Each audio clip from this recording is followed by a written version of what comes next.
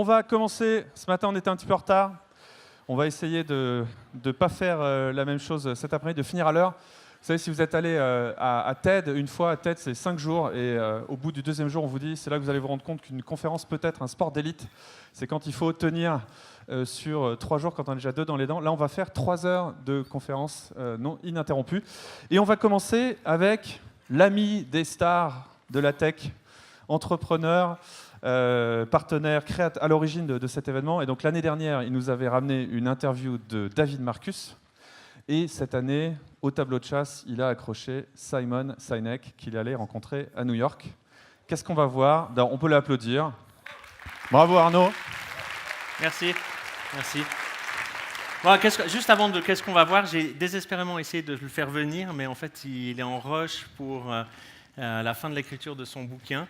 Je pense qu'on arrivera à le ramener, si ce n'est l'année prochaine, en tout cas j'espère l'année prochaine, en tout cas peut-être dans le cadre de cet événement ou un autre. Je pense que c'était déjà bien de vous le ramener, surtout pour les 10 ans. On va parler de plusieurs choses, ça va être séparé en 3 séquences. On va commencer avec le thème de la journée qui touche en fait sa vision un peu sur les millennials, les générations plus jeunes, qui est un petit peu le fil conducteur quand même de la journée d'aujourd'hui. C'est la première partie du film. Vidéo.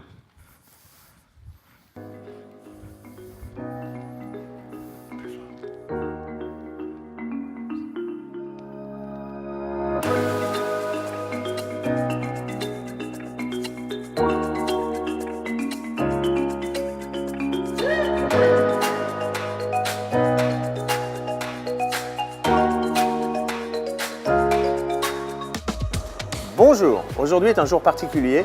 Je me trouve à New York pour interviewer mon ami Simon Sinek qui nous avait fait l'honneur d'ouvrir le Crea Digital Day il y a 10 ans. Bien sûr, nous allons revenir sur son fameux why, mais nous allons encore parler de plein d'autres choses.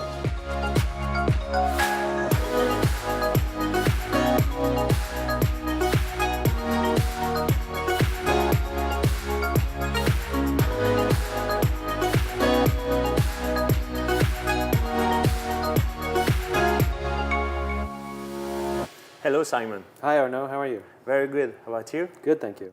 So I'm so happy to be here in New York with you to celebrate the 10th anniversary of the Crea School and the Crea Digital Day, an event that we co-imagined with the Machina and 200 Ideas. Thanks you again so much for finding the time out of your busy schedule to meet me and to participate to this important 10th anniversary for us. Of course, it's my pleasure. So we'll come back later on the why, but in the meantime, let's discuss a little bit about millennials. So recently, I often heard you talking about them and their addiction to social media and cell phones. And since today is the Digital Day, can you share with us your analysis of that situation, please? So I think it's a problem for all generations, the over-stimulation and potential addiction to digital devices and social media. But what makes the millennials and the younger generation, Gen Z, stand out is they were the first generation to grow up with social media and cell phones. They didn't discover it later in life. And because this chemical called dopamine is released when we engage with our phones, dopamine is the same chemical that makes us feel good when we drink, when we smoke, and when we gamble. Yeah. And so it can be, if left unbalanced, very addictive. And one of the things that causes concern is especially for young people, if they become overly reliant on a device to feel good, they're not developing personal relationships. And we see this hurt them later in life, where stress becomes more difficult because we turn to a device instead of a person, like an alcoholic turns to the bottle instead of a person for help, forming close, meaningful relationships. And at least in the United States, we're starting to see a rise in depression, anxiety, suicide. It's the same in Europe. These are extreme cases, but even if we don't go that far, you have too many people who feel anxious about work, feel anxious about their relationships. They quit relationships too quickly. They quit jobs too quickly, and you know, cell phones aren't the whole thing, but it is a significant part of it. And I think we could all do with a little bit more balance in our lives and learn to put our phones away. It's like a digital detox. And what can you also tell us about millennials? Well, one of the things that I love about this young generation of millennials and younger is they're very inclusive and accepting. Sexuality, gender identity, where you're from, no, it's totally open, easy. Nobody cares. They're very accepting and open, which I love. I love that they talk very openly about wanting to work for a company that has a sense of purpose, that has a cause. And the amazing thing is everybody wants that. It's just that millennials are very vocal about it, which I love. And I think they are part of the reason that we are putting pressure on companies to have a sense of purpose. So I think there's a lot of good that happens there. So maybe let me tell you a story because I believe you will love it. I have a friend who is a teacher in Geneva, in Switzerland. She will recognize herself probably. And she has integrated the why approach in her teaching. And since then, children prefer to stay in class instead of going to break time. At the end of the day, children don't want to leave the school. They want to stay at the school. And at the end of the year, they cry asking to stay with her instead of changing for another teacher. That's true. And now she's gradually implementing it across the rest of the campus. If you come once again in Geneva, maybe we will visit the school together. I love that story, and I would love to come and see this school and learn more about what she's doing. That's incredible. What a wonderful story. The youngest person that I've ever done a why discovery with was 16 years old. And I know that your why is fully formed by about that age. And it should still appeal to younger because they're human beings and the biology is the same, and being a part of something and being driven by something that's inspiring is appealing to human beings. But my understanding of it is that your why doesn't fully form, your own personal why doesn't fully form until probably your early to mid-teenage years. And then the amazing thing is to actually help teenagers find their why. You know, so often our teachers and our parents, they say, what are you going to do with your life? What are you going to do when you graduate school? What are you going to do, you know, what job do you want? But they never ask us, why do you want to work and what do you want to accomplish in this world? And instead of find a job that makes you happy. Find a job that inspires you every day. It's a different standard and it's a different way of looking for things. When you ask the question, what do I want to do with my life? It seems so random and overwhelming. But when you understand why I do everything and what makes me naturally successful, now the question is, where can I do that? Rather than what can I do? So you will be surprised, the teacher in Geneva starts with younger people, like 10 to 12. I would love to come and see it. I'd love to come and learn. Yeah.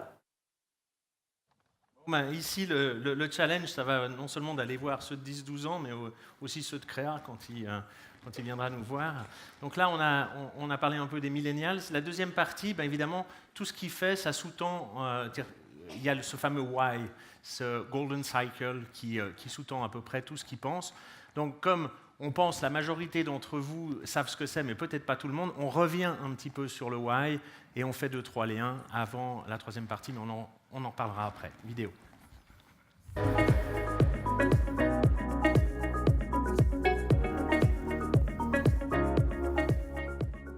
Every single one of us knows what we do. It's the products we sell, it's the services we offer, it's the jobs we have. Some of us know how we do those things, the things that we think make us stand out from the world. But very, very few of us clearly understand why we do what we do, that purpose, cause, or belief that inspires us to get out of bed every morning. What I learned is that the great leaders, everybody from Martin Luther King to Nelson Mandela to Steve Jobs, every single one of them thinks, acts, and communicates the complete opposite of everybody else. Where when somebody says, what do you do? We tell them what we do. And then we tell them how we're different or how we're better. But those inspiring leaders, those leaders with the capacity to inspire others around them, every single one of them starts with why. They tell you what they believe and what they stand for, and then they tell you the things that they're doing to bring that cause to life. About 10 years ago, you completely changed my life because you identified my why. Do you remember? What was my why? I don't remember what it was. I remember doing it with you. It was about sharing.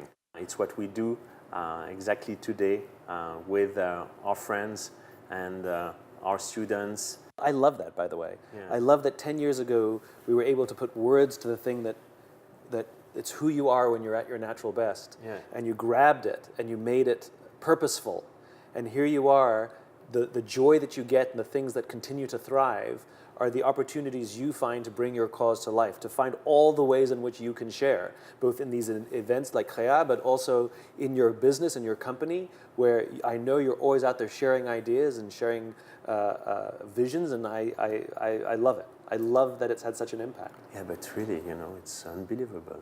It's wonderful. And all the friends we had at that time, from EO, and who has that chance to do it with you, all of us, we know and we share the fact that it completely changed our life. That's an honor. It's also a way to be more clear when you explain to others. It's what makes you you. Yeah. And the reason your friends love you is because of your why, and the reason your clients love you is because of your why, and the reason your colleagues love you is because of your why. It's who you are. And we talk about this work-life balance as if work and life are opposing forces. It's us. The only difference is the clothes we wear and the table we sit at. And so when we know our why and we can bring our why to life in our private lives, our personal lives, but also in our professional lives, we feel whole. We feel consistent, and that's where we get work-life balance. It's always us, and it's our true selves brought out in different ways, which you do so well. You're such a good example of what it means to start with why. Thank you. But where it surprised me a lot, it's when we came to the conclusion that my why was to share. I thought, but it's the same for everyone, and it is not. No, this is the thing about the why. It's so true to you that you think it's the same for everyone. Everybody feels that way. When I tell them their why, they go, well, that's everybody. I'm go, no, it's not. It's you. It makes so much sense to you that you assume that everybody sees the world the same way, but we don't.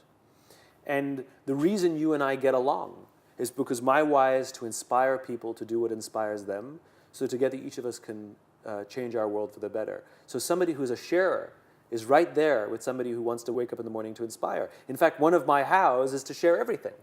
So this is why you start to find relationships where you start to see that our why and how we do things complement each other. And this is why you instantly get along with somebody. You have good chemistry. This is we talk about these things like we understand them, but these funny metaphors. It feels good. I feel it in my gut, like whatever that means.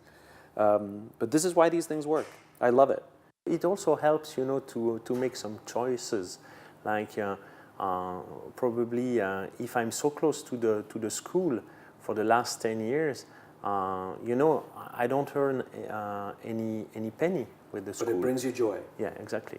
And it's amazing because I can share not only through the events we organize, but also every time a student asks me to have an hour or more sometime, it's my pleasure to do it. And one of the greatest gifts that they can give you is if when they leave this event, they are willing to help you advance your own cause, and they're willing to share what they know, what they've learned, and their ideas with the people around them. And you create a sharing society, a sharing community. We will now take a few minutes to talk about adults, their role as parents and leaders. Very often, you say that in the military, they give medals to people who are willing to sacrifice themselves so others may gain. Maybe you can continue to Yes. this sentence. Yes. So in the military, they give medals to people who are willing to sacrifice themselves so that others may gain. And in the business world, we give bonuses to people who are willing to sacrifice others so that we may gain. Yeah. We have it backwards. It's one of the things that so inspires me about people who volunteer to live a life of service. And it's not just in the military. You see this in teachers, you see this in artists, where very few of them, all of them know that they're not going to get rich doing what they're doing, but they feel compelled to do something that contributes to something, to society or something bigger than themselves. And I love that. Using the why is, on one hand, a great example of how adults can help children to find their own paths. On the other hand, it's also a way for parents to regain their place as guides and perhaps improve themselves to lead more empathically. If this could be translated into business, this could certainly be a great benefit for all. So can you share with us examples where the use of the why with younger had an impact on the leadership of adults surrounding them? What's so interesting about the analogy is the closest thing to good leadership is good parenting, where you don't always get to choose the team you have. Well, you don't get to choose your children either. No. But the minute you have your children, you have to give them unconditional love. Yeah. And it's the same for a good leader, which is, I know you didn't get to choose your team, but you still have to care for them. And all the things that we do for our children, we want to teach them a set of skills. We want them to try. We want them to fail. We want them to try again. We want to offer them a sense of safety to find out who they are and be their true selves. It's the same for a good leader. We want to give them a set of skills. We want them to try. We want them to fail. We want them to try again. We want them to build their confidence. We want them to feel safe and be their true selves. And I very often look to parenting, even some parenting books, when trying to teach people how to be a better leader.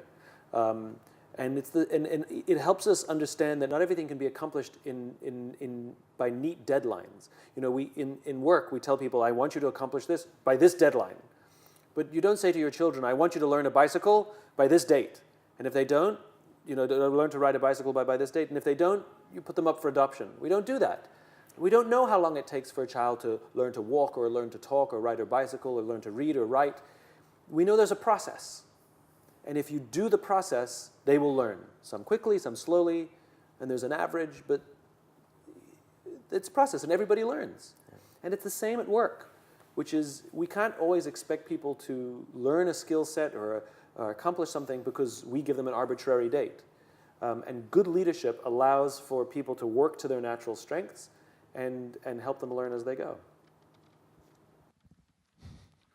On sent dans la première partie, on te sent arriver avec un peu ton plan de discussion, les questions, puis petit à petit, on sent que tu retombes sous le charme du monsieur. C'est vrai qu'il est très très fort et ce qu'il dit, c'est très simple et très touchant finalement. Voilà. Mais c'est vrai que quand on n'a pas l'habitude, moi j'ai pas l'habitude comme toi, on arrive, on a notre plan et puis même si c'est un copain, on start avec notre plan, puis finalement on se dégage du plan, puis on pose des questions qu'on n'avait pas prévu de poser. Et finalement ça devient mieux. Mais ça, c'est voilà. Bon, il y a les professionnels, il y a les autres. Donc, Qu'est-ce qu'on a dans la troisième partie? Alors, dans la troisième partie, et ça, c'est vraiment la partie peut-être la plus exclusive, comme je vous l'ai dit, il est en train d'écrire un bouquin qui va sortir et il va nous parler de son bouquin. Et je dois dire, je suis même assez surpris de la profondeur avec laquelle il nous en parle. Et on revient après parce qu'on a une petite surprise pour terminer. Sinek et Arnaud Grobet.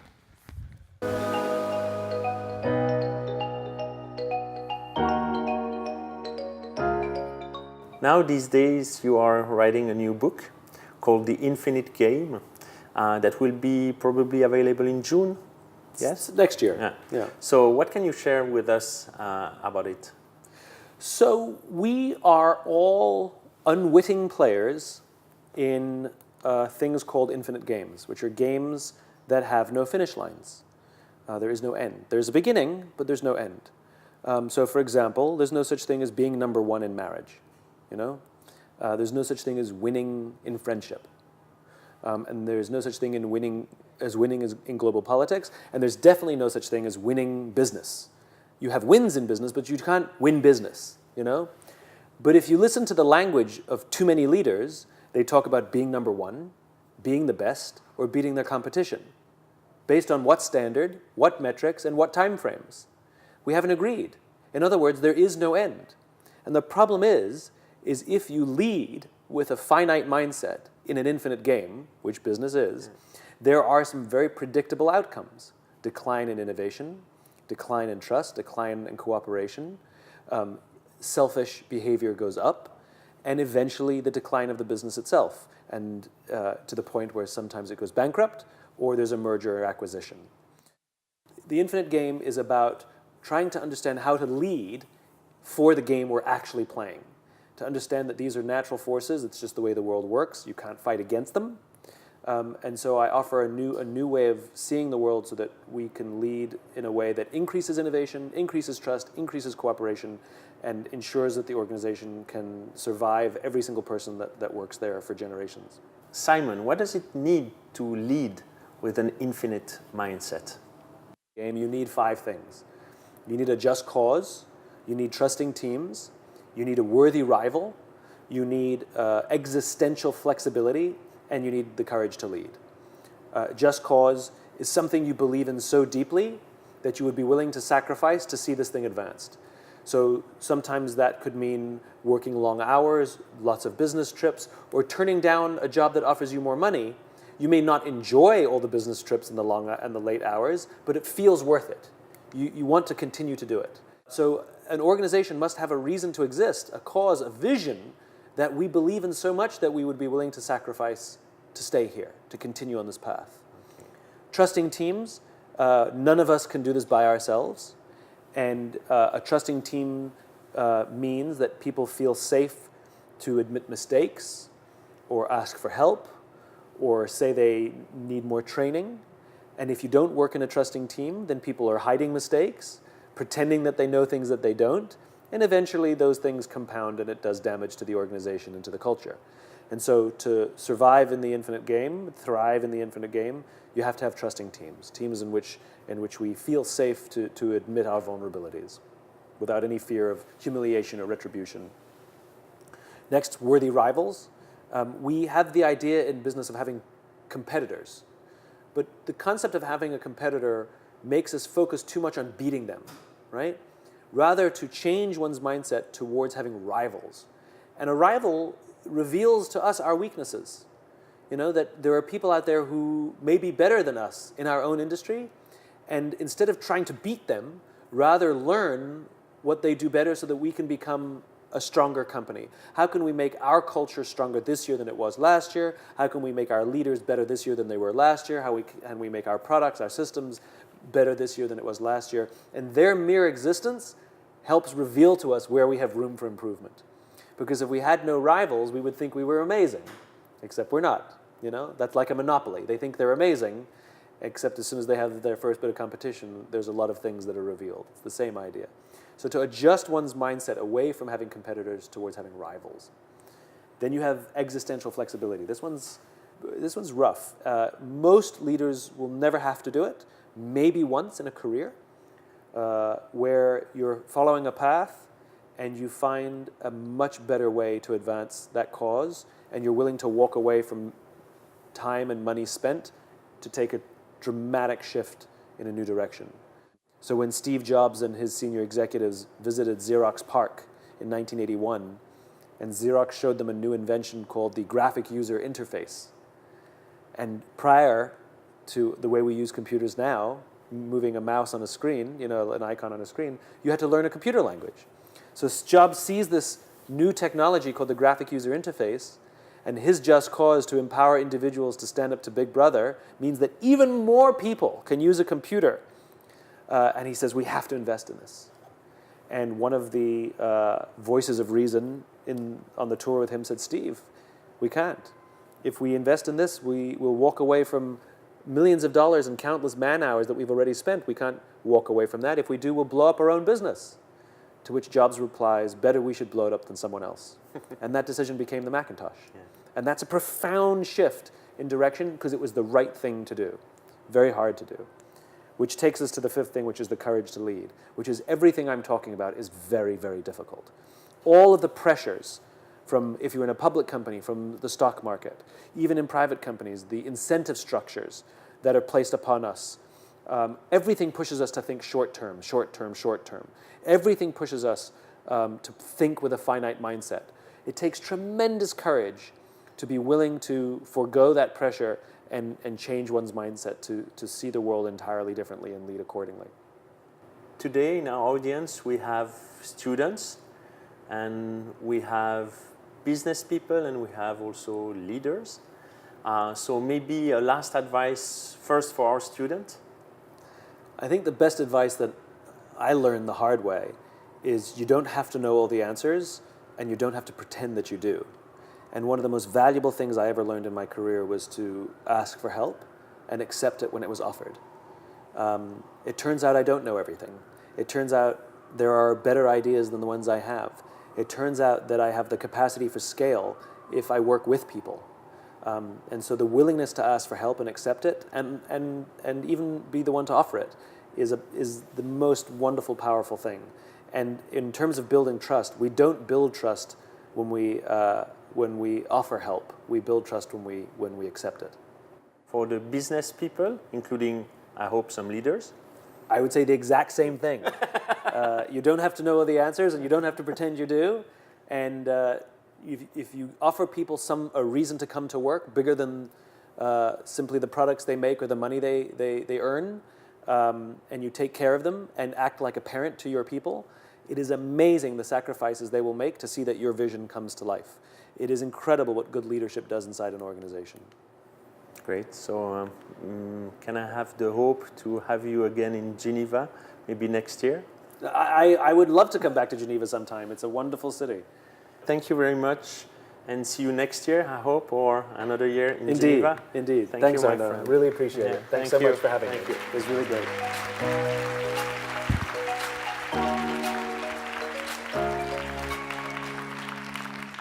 Bon, alors juste pour terminer, on va terminer par 3 choses. La première chose, c'est que ces vidéos, elles vont être disponibles tout à l'heure sur le canal YouTube. On a créé un canal YouTube, Crea Digital Day. Et vous pouvez voir la conférence originale d'il y a 10 ans. C'est la plus longue que Simon ait jamais autorisé de filmer. Et pas mal de vidéos du passé. La deuxième chose, c'est que je suis revenu pas seulement avec un bouquin, mais plusieurs. Donc, il y en a 3. On a un sponsor qui est fan de tennis, c'est la Banque cantonale. Et Alors je me suis voilà, dit, parce pour qu'il y pas avait le choix de lancer les bouquins ou Ouais, de lancer autre je me chose. suis dit, je vais quand même pas tuer Voilà. quelqu'un. Bon, ils C'est font vrai. pas des boîtes de 3, donc la dernière balle sera pour René. Donc voilà, donc, si vous chopez une balle, vous revenez me voir en... Voilà, Attention, aïe, aïe, aïe, aïe, aïe, aïe, aïe. voilà. Hein, je vais vite poser ça. L'année prochaine, on le fait avec des balles de bowling. Bon, et la dernière chose, c'est, je ne sais pas si vous avez envie qu'ils viennent, mais j'avais envie de me prêter un petit exercice avec vous. C'est, je voulais faire un petit selfie avec un petit message, et à la fin de mon message, si vous avez envie qu'ils viennent, vous applaudissez. Un petit Comme selfie ça- vidéo. Donc tu vas Ouais, faire une vidéo. Comme ça, je vais lui envoyer. Voilà, Hein, on voit bien le se fait un public petit derrière truc en toi. live. Ah, moi, On fait j'attends, je vais ça. chauffer le public, moi. Donc vas-y, Voilà. parle-lui maintenant, dis-lui qu'on l'attend. On y va. Hey, dear Simon, I'm here with 15,000 people from... Ah, I said? Well, 15, no. Si. Attends. 15,000. Sorry. Faut faire Ça. du bruit pour 10 chacun. Ça, c'est l'émotion. C'est ça. So, dear Simon, I'm here with 1,500 people of the Crea Digital Day, and all of us, we want you to be here next year.